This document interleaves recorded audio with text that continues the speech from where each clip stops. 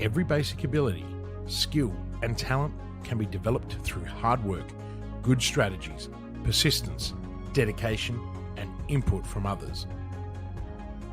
Where focus goes, energy flows. So focus your energy on continuous learning and stop wasting time thinking about looking smart.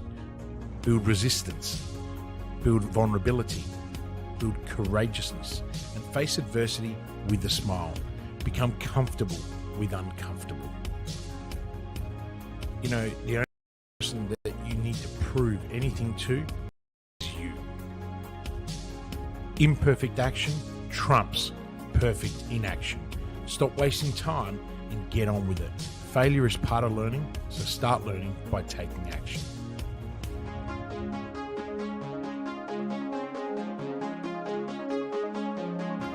You sound okay. Hi. You're right, we're live. Welcome to the hot seat. We were just talking about, I can hear an echo in the video. Not in you though, you sound fine. So hopefully we're all good for the hot seat. Welcome. It's Tuesday, it's not Wednesday. How you going? I'm very well, actually. I'm just trying to get in the right spot in this camera. Yeah, I'm great, Simone. It's really cool, and I'm really excited that we're going to be talking about an unshakable mindset. Absolutely. We've just had a big client event over in Adelaide for the weekend. It's been a huge couple of days. And it's so funny. I was talking to one of our clients, Jack, and he was saying that he feels that momentum should be a whole week because he's too buzzed to go back to work now. He just wants to keep living in the momentum bubble. So I said to Jack, all right, I'll bring that up, Christian. I'm not sure if we can make that work, but sounds good. I don't. As much as I love Jack's enthusiasm, I think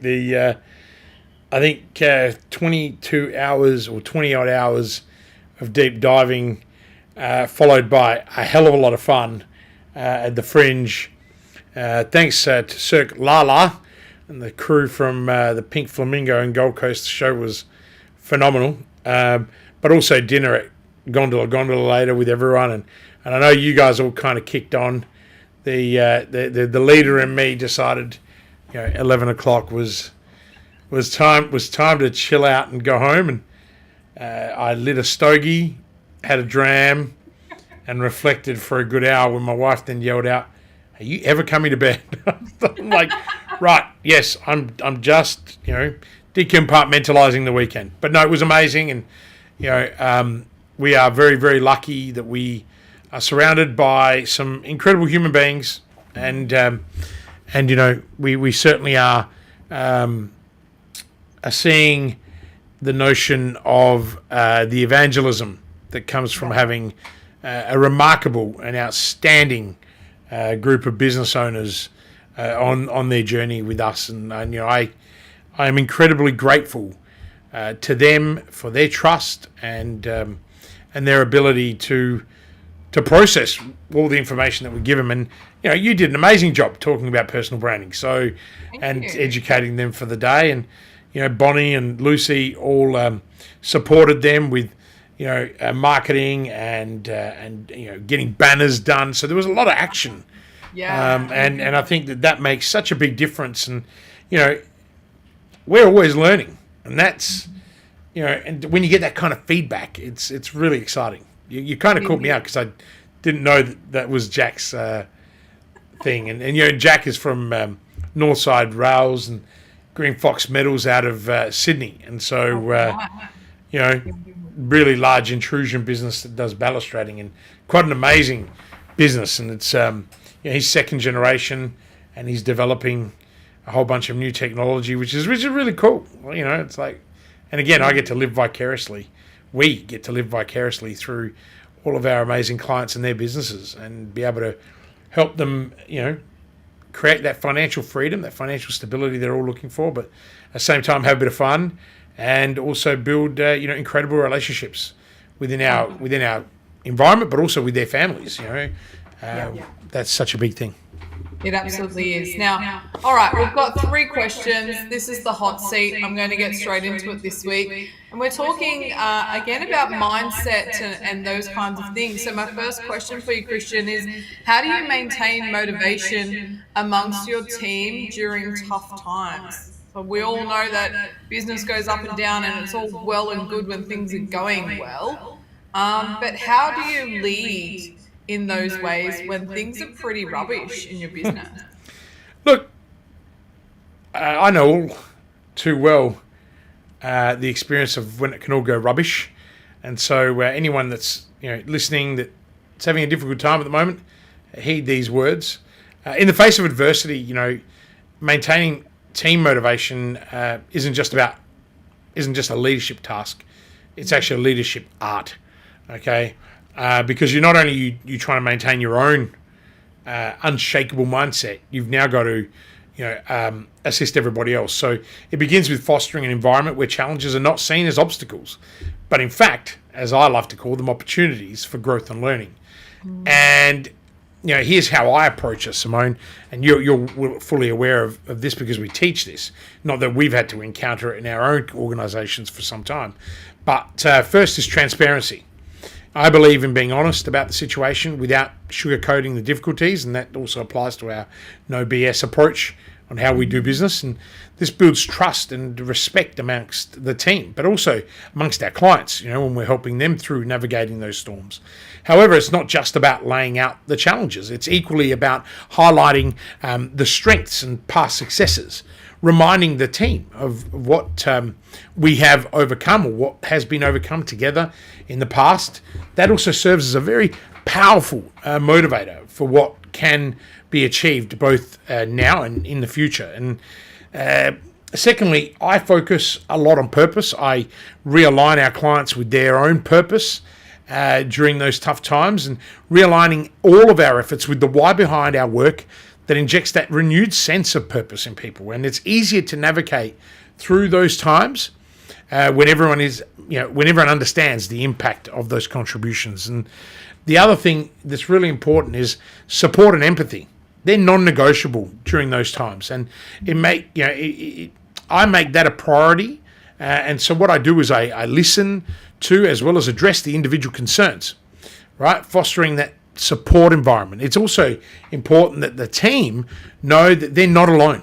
And, for us, we make sure that it's also the owners that they're not alone. A lot of businesses that we work with originally started with a dependency on them, and now they have a dependency on an entire community. And all of us as well. So, and it's not a dependency; it's a freedom actually. That should be very clear. And what that does is that this is a real focus on each member's well-being as a priority. And then there's that that continuous encouragement of innovation and creative solutions. Tough times, Simone, often require out-of-the-box thinking. By empowering the team to be part of the solution, it's not always about motivating, but also it instills a sense of ownership, but pride in the outcomes, which is really, really important, right? And lastly, celebration of the small wins. Recognizing that celebration is progress, no matter how minor it may seem. This can significantly boost morale, and it's a reminder that every step forward is a step towards overcoming the challenge that we face. But it's about moving the needle that little bit more. So, in essence, cultivating that positive mindset in those challenging situations is about balance. So balancing honesty with hope, challenges with support, and hard work with recognition. It's about leading by example and showing resilience, optimism, as well as determination every step of the way. And I could go into very specific scenarios, but I know that you want to try and keep to some kind of relative time frame today. Yeah. So.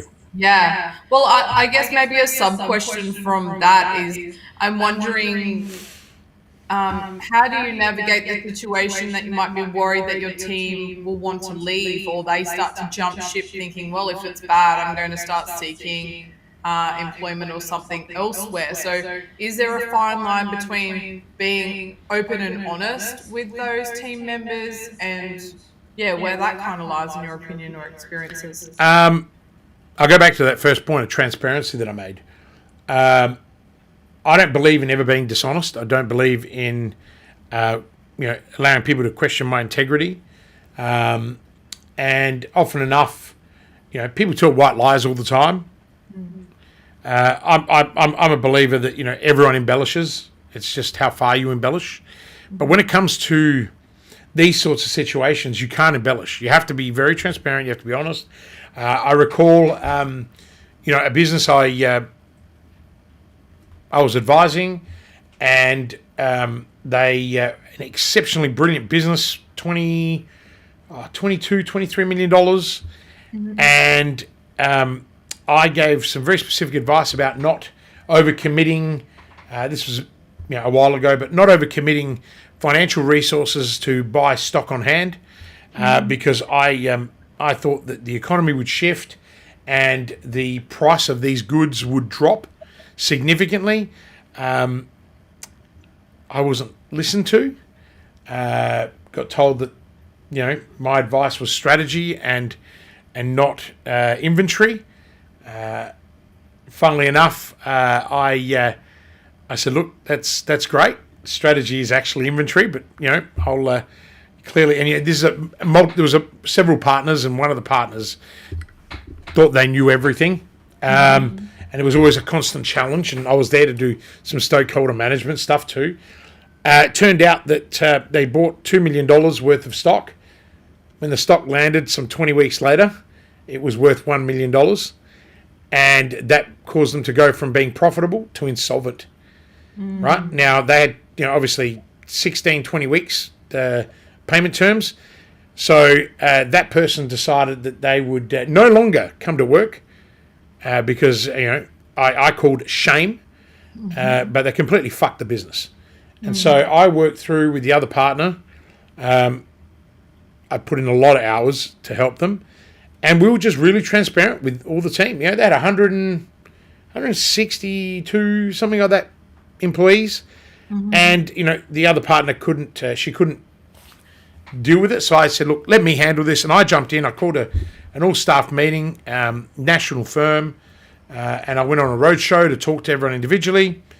We basically said, we're going to offer you guys the opportunity. If you want to leave now, no, this is not going to be public information for at least, 3 to 6 weeks.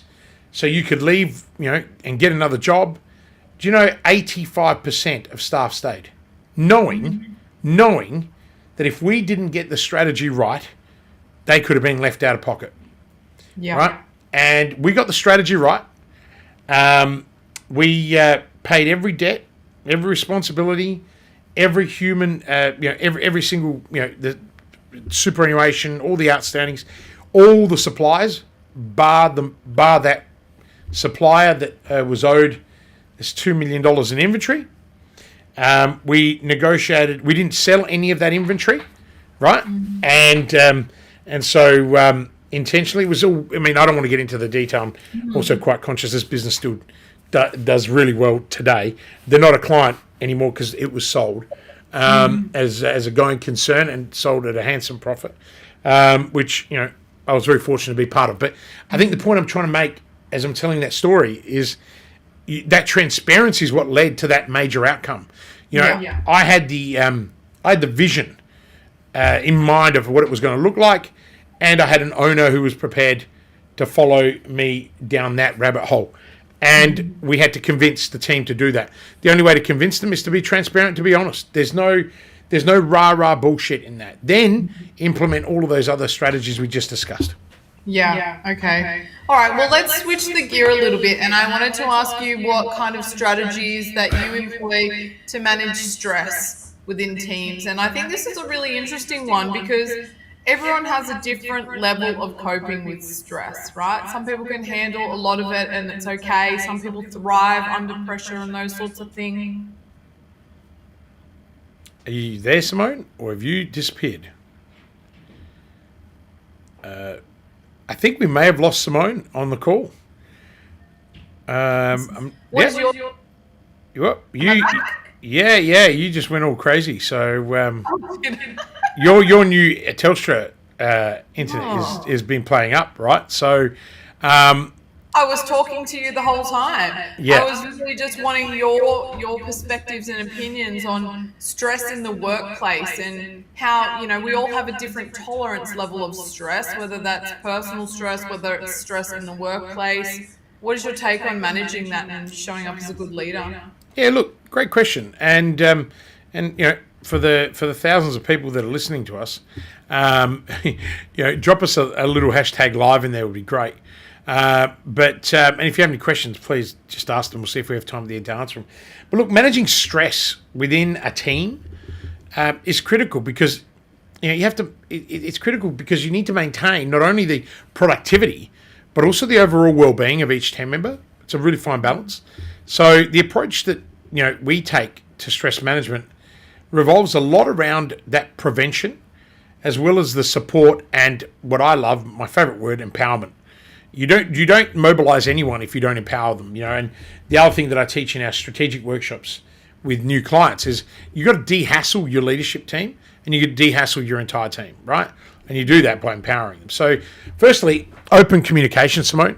That is fundamental, right? Now, I believe, and what we do is we foster an environment where teams and team members feel comfortable sharing their concerns and challenges without that fear of judgment. Okay, and that's because we have a fail-forward approach, but I instill that in the organizations that I spend a lot of time working in. We instill that in the Evolve program, as well as even our baby program for 5-figure businesses in COD, Customers on Demand. Now, this open dialogue allows us to address the stresses early, right? And that's before they escalate. So that's really important. As soon as you see a situation building up, you got to be in there. So secondly, what we try and do is we prioritize the workload management. It's easy for team members to feel overwhelmed if expectations are not clear or if too much is on their plate. Now, by regularly reviewing the workloads and setting those realistic deadlines, Simone, we can actually prevent the unnecessary stress that comes with it. So this might involve redistributing tasks or bringing in additional resources to lighten the load. You know that I love giving you guys heaps of work. We called a special meeting today, in one of our spare time blocks to work through a whole bunch of new marketing activities that we need to do. And that's how we'll do it. We'll get right deep down, but then we'll redistribute the priorities so no one is feeling overwhelmed at any given time. Promoting work-life balance is a non-negotiable for me. Especially when we're doing intensive weekends, everyone's working. I even said to you, why don't you take, Monday off, chill out a bit, and you're like, no, we need to go do debriefs. And I'm like, okay, it's a public holiday for me, but I'll work anyway, as I did, and I do a lot of the creative stuff on those days while jumping, in and out of the pool and developing my lovely tan, and hanging out with my kids. I've gotten really creative in that area. So, but it's about that balance, right? So, encouraging every team member to take their well-deserved breaks and also disconnect, after hours. We've got some really cool policies that, if I ring someone, it doesn't matter what time it is, people answer, but everyone knows that I don't actually ring. So if I'm ringing, it means something dramatic is happening, and that's creating a boundary, right? So, and you guys all respect that, and we try and apply that in other organizations, and we never take advantage of it. You won't hear me call someone in my team after hours, and our clients don't call us, because they also know that I have those boundaries. Like, and if you've got a massive emergency, you call me, I will answer the phone. But if you want to have just a general chit-chat about something that's insignificant, I will hang up the phone on you, right? Because it's like you've just breached one of those rules. So, and everyone knows that, and when they have it, like all my clients know how to get through to me. If they have my phone number, they know they never call. There's another method. We're not going to sit here and give it away, just in case you decide that it's going to be convenient for you to do the same. But... not you, but I'm talking about our listeners. So we've also implemented flexible working arrangements wherever possible, and we also acknowledge that everyone has different rhythms and external commitments. You are, you're. Sometimes that can actually build on the stress. Like we've given people so much flexibility or so many options now. Do you think that actually impacts on? I do. I really do. I think, when we go away for intensives, it's actually really good for you guys, the team. You're a mum of 3 boys and a dog and a shift working husband who's in the, police force and can be sometimes taken away. Gav can be taken away for days in the department he's in, so you've got to be always on alert. And then, you've got all the mental load of being a mum, and, Bonnie doesn't have that, for example. She's in the office next door today, not in our Melbourne office. But so I'm going to give her a bit of grief. She's, had happily in a long-term relationship, no children, but her life balance is really important because it's an active social life. So you got to have that flexibility. But because originally she's from Adelaide, she comes and goes, right, and flies in, flies out, and so it's all about us being as flexible as possible. And I've been a big fan of 4-day working weeks and implementing those in client companies for years.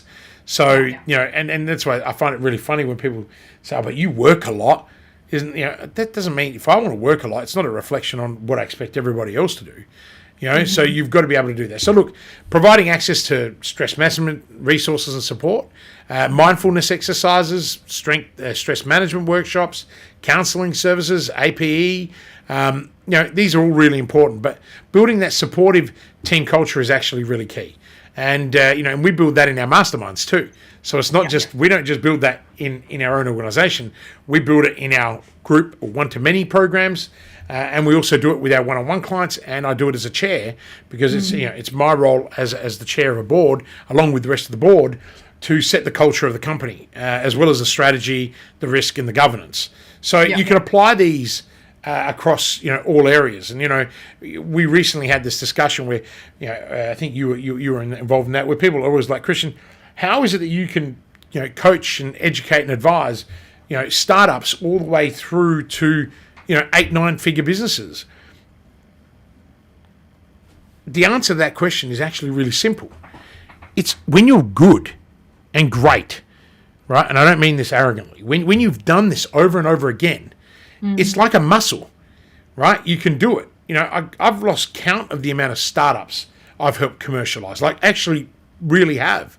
It helps when you're the entrepreneur and resident of a Sandstone University and you've worked in a lot of incubators, right? But because I'm such a hard worker, and when I say hard, it's something I've had to learn how to break, how to work smart rather than hard. So this is part of the stress management that I have to endure. It's you can build upon those things and help all of these people. But how do I do it? Well, I practice mindfulness. I meditate with my eyes open. I constantly ground. I work with a guru 2 days a week minimum in order to center me. And I bring Bronwyn with us to all of our events, right? And that's what people don't see, all of that goes in the background until they're part of our tribe. And then when they're part of it, they get access to it. And they're like, oh my gosh, this is transformative. So yes, we can talk about all this shit, but the reality is that we actually do it. So, this is all about building that camaraderie, that mutual support, right? And we do that. If I know my clients, have some kind of treatment coming up, I care enough that I actually pick up the phone and call. And they're always like, man, how is it that you're so busy and yet you have time? I said, well, if I don't care about you, who will? Yeah. Right. Like, and that's just my philosophy, right? So managing stress with teams, Simone, requires what I call that proactive approach, that compassionate leadership approach. And so by fostering those open communications, managing those workloads, promoting that balance, providing those stress management resources, as well as nurturing that supportive team culture, you create a resilient team that can weather any stress, and they weather it more effectively. I know that was a very long response, but again, you become very great, not good, you become very great at picking topics that that I'm absolutely emotionally inspired by and connected with, because they make all the difference. And we never get the chance to share these, because this is the kind of stuff that makes a big difference. It's not what everyone thinks they need. This is what they really need. Yeah, absolutely. Okay, I've got one more question, and I wanted to ask, how do you encourage resilience and a growth mindset in response to these challenges? So how do you really inspire people to fail forward and have that grit and everything else that you talk about that's happened through your journey? And how do you do that with a team? Look, encouraging resilience and the growth mindset in the face of whether it's challenges or even opportunities, right? It has to be a fundamental practice that every leader has, right? Because you're fostering the team. And what you're fostering them is not only to survive, but to thrive through that adversity. Okay, that's really important. I think that's the growth mindset just there. I don't believe in survivorship. I believe in thriving. So, even I have the privilege of being chair of a very boutique cancer hospital. And, I'm inspired by the stories of the patients who have just been told that, they may have, they have brain tumor and they might be dead in 2 months, and they defy all the odds. And a lot of it, what I'm watching and what I see, is their commitment to survivorship. The ones that actually go on to do extraordinary things, even the ones that do pass away, they haven't thought of surviving. They've thought of thriving. And it's really interesting to watch. So I think that's a mindset that we all need to have. So, one, I lead by example. It's really simple. So demonstrating that resilience and a positive attitude towards the challenges, that sets a very powerful precedent, Simone, for the team and our clients. And I openly discuss the obstacles that I've faced and how I've worked through them, emphasizing all the learning and the growth that came from those experiences. Now, there's not many people that can do that, okay? Because it's about vulnerability. It's about what Brené Brown talks about a lot. It's being that man in the arena, Rosenfeld's 1918 speech, that's always been in my heart, and probably I don't do that vulnerability enough to strangers. But once you're in my circle of trust, then it's really easy to be that vulnerable. And so I use all those experiences, and it blows our people away, because they're just like, oh wow, I can relate to that. And that's also the element of narrative storytelling. And when it comes from experience and it's real, it's pretty easy. It's pretty straightforward, right? But I meet a lot of coaches and advisors who just bullshit because they've never been through it and they can't help you. And what it is, it's actually a lack of emotional intelligence and empathy at the same time.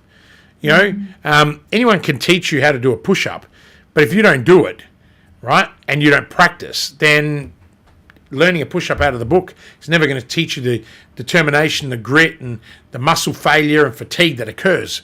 So, secondly, I actively promote a culture of learning.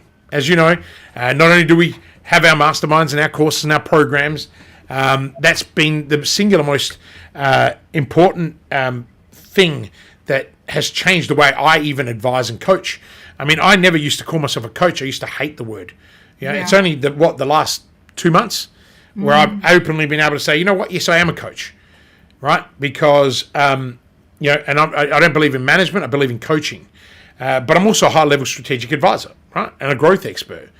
But coaching is about inspiring people and moving people from where they are now to where they want to be. It's about closing the gap. That's what a good coach will do. And everyone knows I struggle with a lot of the coaches that are out there, because most of them have barely owned one business and went and did a coaching course or some fucking NLP thing, right? So I really struggle with that. Now, what we do is, we conduct regular learning sessions within our own teams. We teach that to our clients.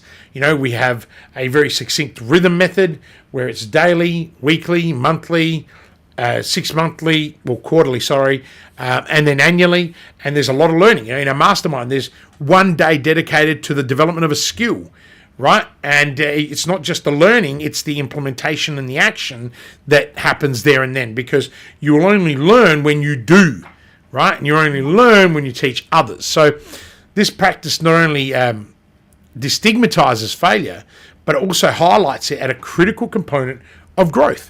Right now, I ensure that goal setting is a collaborative approach, right? And we do this in our game planning sessions. And, it's funny. The more I think of the answer to this question, I realize how much of it is enshrined in practice.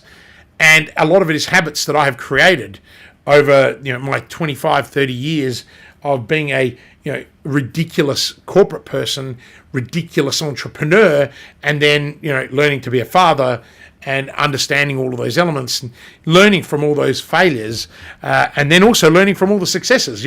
We had an incredibly successful weekend where we have created a handful of evangelists who are out there promoting the program, and we learned so much from the success.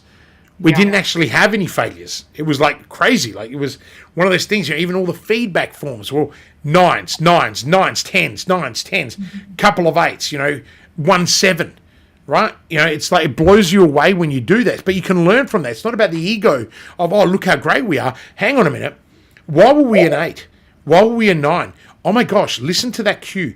They gave us a 10 because of this reason. And what was the big thing? Clarity, purpose, clarity, purpose, clarity, purpose, direction, purpose. All of that comes from this, cultivating that collaborative approach, right? So what you do is that when it's all collaborative and aligned, they're more invested in the outcome. And what people do is they view the obstacles as something to navigate rather than roadblocks. Now, this autonomy, Simone, and as well as the ownership, they foster resilience in teams, in our members. Why? Because it's empowering, because they're finding their own paths through those challenges, right? So, for me, these things are so powerful. But, the last thing that I do is I invest a lot in professional development. Not me so much personally, but me giving, right? And that's because I read a lot now. I'm doing a book a week again. Maintaining that tempo. I'm revisiting old books, and now I'm starting to pull stuff out because I'm able to apply it all the time and say, hey guys, let's work on this. So yes, I'm teaching others, but I'm actually developing myself at the same time. Why? Because you learn more when you teach, right? And because of all the clients and the examples around us, that's how you build that mindset, that character, right? So providing team members and clients with the opportunities to acquire new skills and knowledge actually equips them with the tools that they need to tackle the challenges head on and turn them into opportunities. And if you've got that innovative culture that's in the background, guess what happens? The magic's created. People solve these incredibly complex challenges because they're thinking with a positive and growth mindset. They're really focused in it. And so, lastly, I emphasize the importance of self-care and mental health. Having suffered acute depression, both clinical and circumstantial, right? Like I know what it feels like, and I'm a guy that tackles the situation head on. Most people don't do that, right? And so I encourage everybody around me to always do that, and I think that's what makes me that strategist, because I just go, hang on a minute, there's got to be another way. Like a good mate of mine, World Entrepreneur of the Year. For Ernst & Young many years ago, someone I respect a lot. Whenever his chips are feeling down, he picks up the phone, he calls me. It's the biggest honor that I ever have. And, he watches some of these sometimes. He doesn't have a lot of time. He's actually on a plane today. But, he's got a really complex multi-million-dollar problem that arose. He's had mindset coaches before. He's never paid me in his life. I would never take his money, right? And let me tell you, he's got bucket loads of it. So it's not a money thing, but it's a respect thing. And I said to him last night, I said, hey, I won't say who it is, and because there's a lot of stuff that's going to be in the media because of some of the stuff we want to shake out of the apple tree. But it was so motivating and inspiring. And, people will say, oh, Christian, come across really arrogant. You got no idea. I'm the most humble person on the planet. The people I, hang out with and I have the opportunity to call friends, they're 10x me. But yet they come to me for advice. And you know why? It's this unshakable mindset that I have, right? And that's what's led me, I believe, to being this strategist, because I just see beyond the treetops, all the time. And it's not moonshot thinking. It's which is really important for people. Mine's quite realistic. I look for angles that people just can't see, and sometimes they're a little dodgy and dirty, But you got to have a look at those angles in order to then find the right path, and they've got to be aligned to your values. And I think that's the last thing. Resilience isn't just about pushing through; it's also about knowing when to pause and recharge, right? But also encouraging those practices to support the mental and emotional well-being that helps build those foundations of resilience. And and I think that's where sometimes I look at our client mix, and it's changed. Our client mix used to be 85-90% women, and as we've grown, it's actually balancing out. It's a 50-50 split now. Not in my one-on-one work; that's still predominantly women. And I see all this investment in women-led businesses. And I actually think that we're creating a dilemma, right? Rewarding women to just be in business. Are you actually getting the right women in business in the first place? I think there's some re-education that needs to occur there. And I know people find this controversial when I talk about it. I'm the biggest supporter of women in business. I think women are smarter. They understand things in a totally different light because They've got this emotional and mental load they've got to deal with all the time. I mean, our entire team are women. So I work with almost, in the media company, we have a couple of men, right? But that's it, right? Like all my leadership team. And, I have a quite a laissez-faire leadership style when it comes to letting people own the divisions and departments they're running, because you've got to empower those people, right? So this whole topic of resilience and women founders, I'm scared because I've got a daughter and I don't want her to think that she can get a freaking handout just because she's a woman. Right? Yeah. And that's the issue I have. I want her to know that she's got to aspire. Like I've never had a grant in my life, right? And some people would say that I'm stupid for that. Yep, you're absolutely right. Spot on. I've never taken free money from the government and I've always paid my taxes, right? So yes, I'm a contributor to society, right? On all those levels. But the ultimate thing is, I think everyone we need to nurture the right unshakable mindset, and I don't think we do that by giving handouts. And I also don't agree with a lot of grants that are handed out because they don't actually work. They normally fund other people, and they fund the fatter people, right? Who, and then there's lots of these companies that get so much funding and it goes nowhere, and then funding doesn't work. Well, no, if you give money to the wrong people all the time, it's like banks, Simone. Banks lend money to people who can't afford loans, and then they don't give money to the people that can because they own lots of businesses. And I'm like, what risk profile are you going? No, you don't want people that can pay back the money. Because you want to take their damn house, right? Like, banks are greedy. Ladies and gentlemen, do not underestimate. The bank is not there to do you a favor.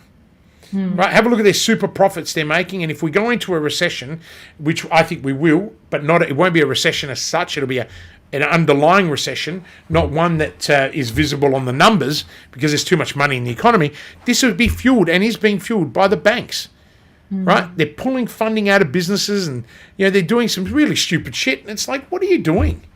You're making more money you've ever made before, you greedy, big banks. Right? Now, it's convenient because I also have shares in the bank that I invest in, that I put all my money in. But, today I looked at that and I was like, you know what? Maybe it's time to do something else. Reassess. Yeah, and that's that reassessment and recharging and doing that. So resilience is a big topic, right? But this unshakable mindset, this positive mindset that you need to have, we all have the opportunity to have it. We all have a growth and a fixed mindset. We can either choose to be victims or we can choose to be victors. Right? And I think that that's the leadership by example that you need to have. Whether it's for you and your business, whether it's for us, for our clients, whether it's for us in our masterminds, whether it's us in our programs, whether it's us in our families. My son is a little whinger. He's like, always whinging, but he's also a hardcore negotiator. Right? And it's like, mate, come on, dude. Enough. And Lucy says to me, God, you're hard on him. And I'm like, yeah, but mate, the kid just whinges about everything. He's the luckiest boy I know. And my biggest fear is that, I might have this incredible, unshakable mindset, but if I can't help my children develop it, or I can't help my clients develop it, then I'm failing, right? And so I'm always looking for those angles. I'm never comfortable. I'm always getting uncomfortable in order to be able to help other people, because I truly believe that mindset is the difference between winning and losing. Yeah. Absolutely. Christian Lavolsi. That was a lot to take in, and I hope that everyone listening here now and those watching on replays is taking some notes, because you're definitely going to need the pen and paper out for that. I think we should boost this episode. I really enjoyed that. I just realized, oh wow, it's 39 minutes. That is our longest hot seat ever, and it's at our new time of lunchtime in Australia on a Tuesday. And we've also had a hell of a lot of people. I've been watching so I think we found a better time slot, Simone. A lot of people on YouTube. Wow. And obviously remember, we can't see you on LinkedIn. So if you are there, thank you. Drop a comment. But again, I'm just really grateful that you ask me these questions every week, and thank you, Simone, because the questions that you have been putting together have been really powerful lately, and I truly believe that if people are listening to it with an open heart and an open mind, they'll look beyond the stories and hear the message that's there. And the big message I just want to leave everyone with is, you are more than capable, right? Anyone that knows my story knows I was no genius, right? At the end of the day, you have just as much opportunity as I have. And, if you thought that I was born with a silver spoon in my mouth, you're wrong. And, even when I made my first millions, I also had to start again from behind zero.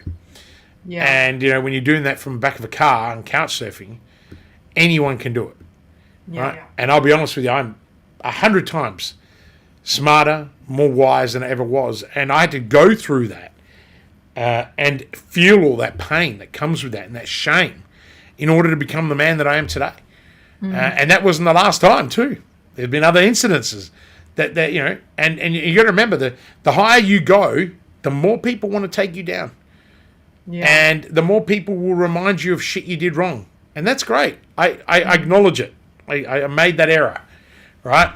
Yeah. But if you've grown and you've developed, I won't say what I think on this one, but, those people are still where they were when they were bitching about you the first time, right? I've not seen anyone who's tried to put me down in the last 20 years actually amount to anything, right? And yet I look at where I am and I look at the friends and the associations and the people and the amazing things that we are able to do with the gifts that we've been given, and it's transformative. And that's the mindset. Forget what I just said. It's the mindset around it. It's knowing that you have another opportunity no matter how much you failed. Right now, I'm talking about business stuff, right? I'm not talking, if yes, you committed a massive crime in life, and I wouldn't know. That's not me. I've not murdered someone, and I'm trying to recover from that, right? I'm talking specifically around business, and and I guess other elements of life. If you're a young person, we do a lot of work with young kids. If you're a young person who's made an error, you failed a grade. Oh yeah, don't believe that you're dyslexic and you can't do it. Don't believe that you got ADHD and can't do it. They told me that shit, right? And I believed it. Sometimes I wonder, imagine if I didn't believe it. Imagine if I didn't listen to my father telling me I was stupid every day of my life and believing it, right? Imagine. And so what I say to people is, don't do it. Don't do what I did. I'm lucky I survived, right? Yeah. But that's because I had a mentality of thriving.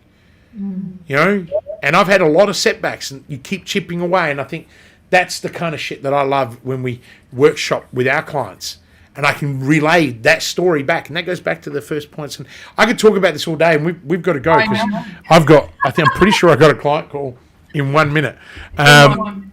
But thank you, Simone. Beautiful question. It's such a big topic to unpack, and I know it's really hard to get through everything in just those 3 questions. But thank you to our audience and to our listeners. We appreciate you being here with us, and we know there's so much for you to get out of these calls, and that's why we're doing this and helping you every step of the way. So, Christian Lavolsi, thank you very much for your time on the hot seat, and we will be back next Tuesday in our lunchtime time slot. Excellent. Love it. And thank you, everybody. And we'll see you soon. Bye. Working with Christian is a game changer. Hi, I'm Adrian Lee from GrowthLink Coaching and Consulting. I started working with Christian in August 2020 as his LinkedIn growth consultant.